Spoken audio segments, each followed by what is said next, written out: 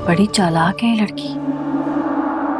आवाज नहीं आ रही। नहीं कर रहे शबाब। बहुत जल्द एक और मोहरा गिरने ही वाला है। पूरे घर में दंदनाती फिर रही हो।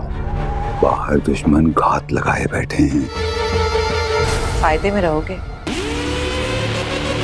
जानती हूँ अपनी बीवी के मरने के बाद कौन सी रंगरलियां मना रहे हो तुम। ये हमें धमकी दे रहा है। ऐसा ही समझिए।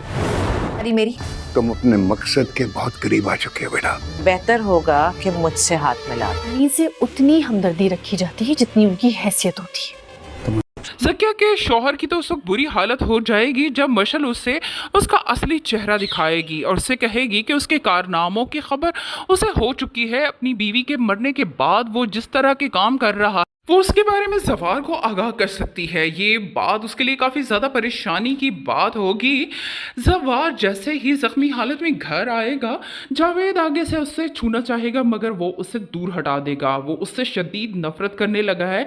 शवाब भी शोर सुनकर बाहर आएगी मगर तब तक मशल आकर ज़वार के ज़ख्म साफ़ कर रही होगी। उसे इस तरह से ज़वार के करीब बैठा देखकर शवाब को बहुत ज़्यादा गुस्सा आएगा।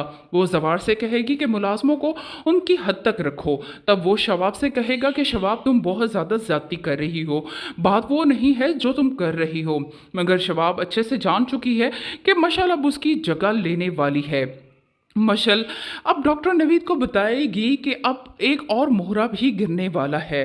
दूसरी तरफ जावेद ज़किया के शौहर को अच्छी खासी धमकी देगा कि तुम दुश्मनी वाले हो, कुछ भी हो सकता है तुम्हारे साथ।